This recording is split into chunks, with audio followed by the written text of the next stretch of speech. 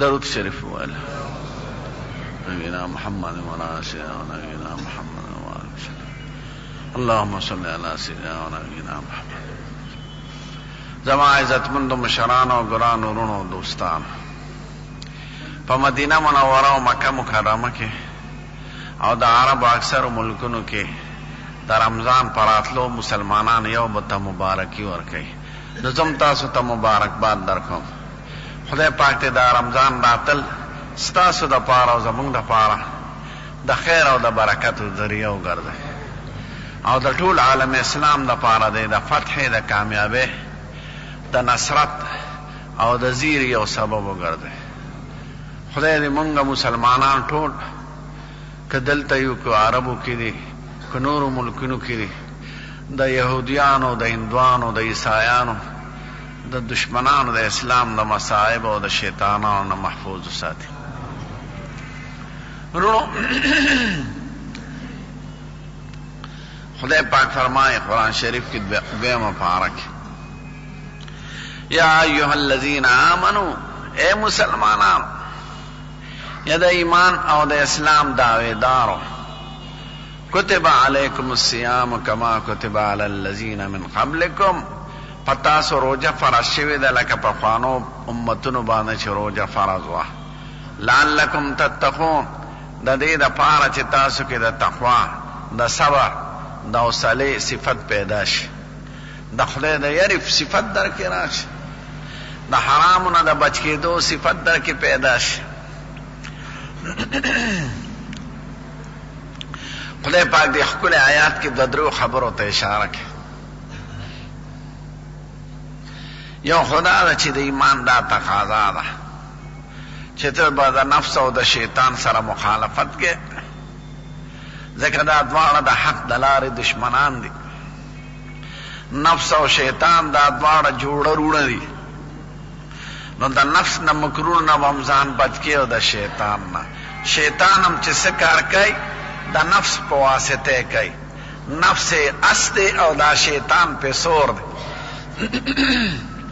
چې نفس ته کنټرول کو نو شیطان به هم کنټرول شي. نفس کې د صبر ماده پیدا کړه.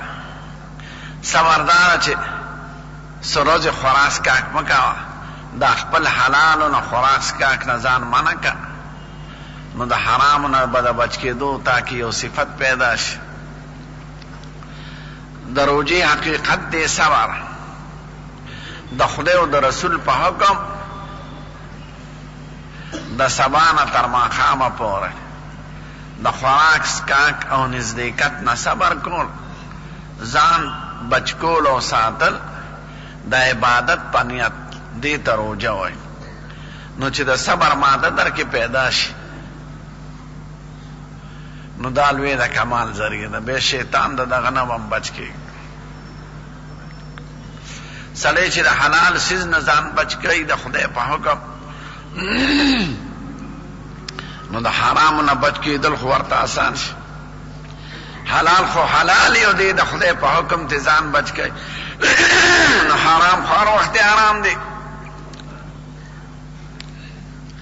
دا نفس په کنټرول کې راشي، په قابو کې راشي. نفس چې د سړي په قابو کې راشي خو بس خدای ته ورسېده. او چې نفس ته بې مهار آسي چې په هر څیز ورځي نو بیا خو حق لارې ته نه رسي. شیطان به کله په یو طرف ځغلی کله په بل طرف. نو خدای وایي چې د خدای د رسېدو د حق د رسېدو لار دا ده چې د صبر صفت ځان کې پیدا کړي. او د هغې یو مشق دی چې هغه روجه نیول دی.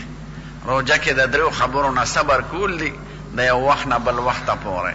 نو دا ماده به در کې خدای پاک پیدا کړي. قسم دی که دا روجه نه وي دا خلک به هم داسې ګناه به زیاتېده داسې به خراب شي. نو خدای یو روجه یو میاشت مقرره کړې ده چې هغه زړی ګناهونه هم ختم کړي، خدای پاک یې وبخي او سړي کې بیا د ایمان تازه شوق پیدا شي. شکر دی چې دا رمضان شته. دا یو تجدید عهد دی، دوباره د ایمان ژوند دی. دویم خدای وایي چې داسې ناشنا عبادت نه دی. پخوانو قومونو کې روجه راغلی وه. دا هغه چلنده لار ده یو لار چې د پخوانه کامیاب را روانه او په ټولو امتونو کې او په ټولو پیغمبرانو کې دا یوازې ستاسو دپاره نه ده، د ټولو امتونو دپاره. خو په هغه طریقه چې څنګه به هغې نیوله. ورځو کې به یې فرق وي، بعضې احکامو کې به یې فرق وي، خو تاسو باندې مروجه فرض ده لکه پخوانو قومونو باندې. د آدم علیه السلام نه تر اوله زمونږ د ښکلې پیغمبره پورې په ټولو پیغمبرانو په ټولو امتونو چې د آسماني دین قایله دي روجه پکې ده. آدم علیه السلام به هره میاشت 3 روجې نیولې او دا په هغې فرض. نوح علیه السلام زمانه کې موسی علیه السلام باندې 40 ورځې وې، یهودیانو باندې هر هفتې ورځ روجه او د عاشورې ورځ روجه، نور هم څه روجې شته. عیسایانو باندې رمضان فرض وه، دوی اوس نه نیسي. کنې روجې په ټولو کتابونو کې دی، په تورات کې ذکر دی، په انجیل کې ذکر دی، په زبور شریف کې ذکر دی. د هندوانو کتابونو کې هم روجه د هغې ورته برت وایي. ګاندي به برت نیو ډېر، په هغې کې شیخ و، خو د هغې عجیبه برت و. د اور پخ کړي څیز نه خوري او میوې خوري، جوسونه څښي، د انارو جوس، د سیو جوس، د کیلو جوس، د امونو جوس، خو په اور چې پخ شوي هغه به نه خورئ. نو هلکه پاتې پکې څه شو؟ هغه میوې خوراک خو د اخلي پخلي د څیز نه زیات طاقتمند دی. نو هندوان هم برت کوي، سیکان هم کوي، ځکه ټول هوښیاران په دې اتفاق لري چې دا نفس قدرې په کنټرول کې شي نو دی باندې سړي ته څه رڼا حاصلېږي. نو هغوی ورته ګیان وایي، په هندوانو او سیکان وایي ده ته ګیان حاصل شي. مونږ ورته صبر وایو، حوصله وایو. خو د هغوی ما درته ووایي ګاندي چې به روجې نیولې یا هندوان، نو هغوی د اور د پخ شوي څیز نه ځان ساتي، نور میوې اوبه څښل دا پکې ټونډوئ. نو خدای وایي په پخوانو قومونو انبیاو کرامو باندې چې څنګه روجه وه هغه شان روجه په تاسو مقرر ده. فراس کاک هر څه نه بند کېدل، هر قسمه خوراک. درېیمه دا ده چې خدای پاک ستاسو خیر غواړي. که تاسو اړو روجه ونه نیسئ نو خدای ته څه تاوان نسي، او که روجه ونیسئ نو خدای ته یې څه فایده ده. عبادات چې څومره مقرر دي دا زمونږ د خیر دپاره مقرر دی. قسم دی که دا ټول جهان سره کافر شي، ټول باغیان شي، ټول مشرکان شي، د خدای په بادشاهۍ کې څوک فرق نشي راوستی. نه نور کې راځي، نه ستورو کې، نه ځمکه کې، نه اسمان کې، تا کې به فرق راځي. او که ټول داسې ښکلي اولیاء بزرګان شي، پاکان د خدای دوستان، ټول بسر بسجود شي، نو د خدای په بادشاهۍ کې څوک زیاتې نشي راوستی. خدای ته چا څه پروا نه. نو خدای وایي چې دا تاسو باندې عبادتونه مقرر دي، دا ستاسو د خیر دپاره دي چې تاسو کې بعضې صفات پیدا شي، د بعضې صفتونو مشقونه در کې راشي. نو لعلکم تتقون، ستاسو د خیر دپاره دي، خدای ته څه پیدا نشته. که فایده ده او که تاوان دی تا ته. خدای پاک بیا وایي ایام معدودات، یو څو ورځې دي د شمېر.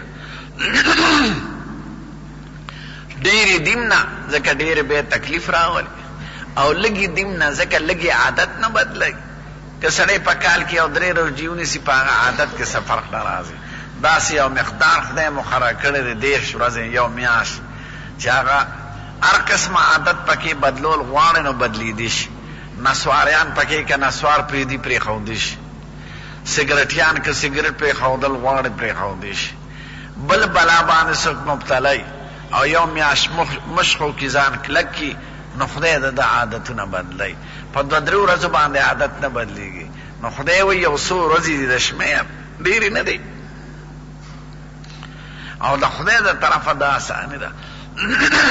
فمن کان منکم مریضا او علی سفر، که څوک مریض وي یا په سفر بالفعل رواني فعدت من ایام اخر، هغه ته دا آساني ده که هغه ورځې روجې نه نیسي، هغه د شمیر پوره کړي د نور روجو نور روجې به ونیسي په هغه شمیر، او هغې کې دا مساني ده که پرله پسې نیسي که جدا جدا نیسي.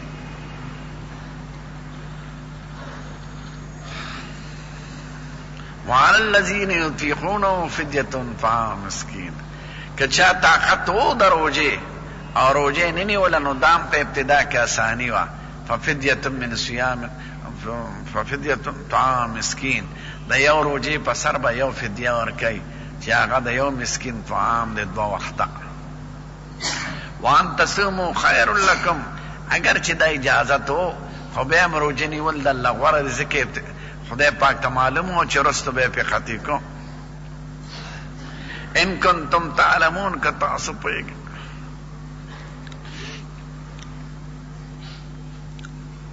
روجه څه ته وایي وروڼو، او د روجې څه سره تعلق دی، او د روجې ثوابونه څومره دي. او روجه کې بعضې احکامات دي لکه تراویح، اعتکاف، لیلة القدر، دا ټول خدای پاک په روجه کې راوړي. روجه په شریعت کې دی ته وایي چې د سبا راختېدو نه تر لمر ډوبېدو پورې د 3 څیزونو نه ځان بچ کول، خوراک نه، څښاک نه، او د نزدېکت نه، د عبادت په نیت دغې ته روجه وایي. نو 3 څیزونو سره یې تعلق شو، یو خو نیت سره، دویم د وخت سره، دریم د خوراک څښاک او د نزدېکت د خبرو سره. نیت څه ته وایي وروڼو، او وخت څنګه دی، او خوراک څښاک د دې څه مطلب دی او څو قسمونه دي. نیت وایي د زړه ارادې ته، دا مې اراده ده چې سال به زما روجه بس، د خولې وینا ضروري نه ده. ډېر خلک په دې ځان ستړي کوي چې عربۍ کې نیت زده کړي، او بصوم غد نویت من شهر رمضان. څوک په پښتو کې نیت زده کوي، نیت مې د سبانۍ روجې د سبا نه تر ماښامه پورې، د ماښام په بانګ به ماتوم که څه واقع ترمنځني. دا ښځې حساب داسې وایي، واقعات په خپلو واقعاتو ته اشاره کوي. د خولې نیت په یو عبادت کې ضروري نه دی. نیت د زړه اراده، د زړه کې دا د سال مې روجه ده بس دغه کافي. دا د شپې چې سړی ختم کوي، تراویح کوي، پېشمني له پاسې خدا په خپل د روجې په نیت کوي، نو د خولې وینا ته حاجت نشته. رمضان کې چې دومره نیت وکړي چې سبا د روجې نیت مې دی بس کافي ده په زړه کې، او بغیر د رمضان نه به د شپې نه نیت خامخا کړي. رمضان کې دا آسانیم ده که د شپې نه د اړو نیت نو خیال دی نو، خو د غرمې د نیمې ورځې نه به مخکې نیت کوي. که د نیمې ورځې نه د مخکې نیت نه کړی نو بیا روجه نه کېږي. خو دا هسې فرضي درته مه ووایي، ځکه هر مسلمان چې پېشمني له پاسي خو په نیت د روجې پاسي، دا یو اتفاقا صورت دی. د رمضان روجه نفلی روجه، او که د مخکې نه د مقرر کړې روجې چې د زیارت پر ورځ به روجه نیسم، نو د درې واړو قسم روجو کې د شپې نیت صحیح دی، د ورځې هم صحیح دی. خو د ورځې د نیمې ورځې نه مخکې، یعنی تقریبا شرعي ورځ د سبا نه شروع کېږي لمر ډوبېدو پورې، نو یو په کم 11 نه مخکې. او که د قضا روجې نیولې یا منښتې خو مخکې نه دی تعین نه کړی، زه به 1-2 روجې نیسم بس، نو دې کې به د شپې نه خامخا نیت کې. که د شپې نه د نیت نه، نو منخته چې مطلقه او قضاوي یا د قسمونو روجه وي ناغې کې د شپې نه نیت ضروري دی. د شپې نه که نیت دی بیا روجه نه کېږي. او رمضان کې دا آساني ده او نفلو روجو کې او د مخکې نه متعین نظر دی کې که د شپې نه نیت وکړي که د سبا نه وکړي خو د نیمې ورځې نه مخکې به نیت کړي.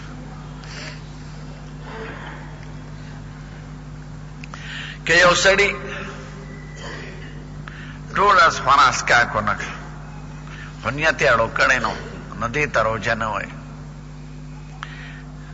یا سړي د ډاکټر په وینا پرهیز کړي خوراک به نن نه کوي اسکاک به نه کوي لکه د چا اپریشن کوي نو دې ته روژه نه وایي. روژه هغې ارادې ته وایي چې د عبادت په نیت یې وکړي. خوراک اسکاک به نه کوم د روژې په نیت د علاج په نیت نه.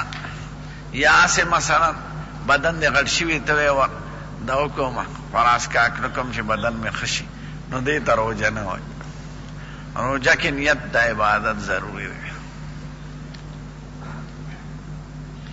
ډېرې زنانه او ډېر خلک چې مسلې ورته نه معلوم د ماسوتن نه چې اراده وکړي نو بیا خوراک اسکاک په ځان بند کړي ما خو نیت کړی دی یا پېشمني نیت وکړي نو ما خو نیت کړی دی خوراک اسکاک بند نه. خوراک اسکاک په نیت نه بندېږي په وخت بندېږي چې بانګ د سبا وشي بس خوراک اسکاک بند شو. که نیت ته د اوس نه کړي که د شپې دې کړي که پېشمني دې کړي خوراک اسکاک په نیت نه بندېږي هغه په وخت بندېږي. په وخت بندېږي او په وخت چالو کېږي. دویمه مسله د وخته زمونږ روژې خدای پاک د سپومې سره مقرر کړي دي او د ورځو شپو سره. په سپومې کې ډېر رازونه یو خو سپومې داسې وخت دی چې د دې علم هر چا ته راتلی شي. سپومې هغه د ښکاره شوه سپومې ښکاره نه شوه. دې کې تعلیم یافته او جټ سړی او د خاریې سړی او د ځنګل او د غر اوسېدونکي ټول یو شان دي. زمونږ د عباداتو تاریخونه خدای په سپومې مقرر کړي چې ټول خلک ورته ګوري. دغه شی راوخته او دغه ډوب شو.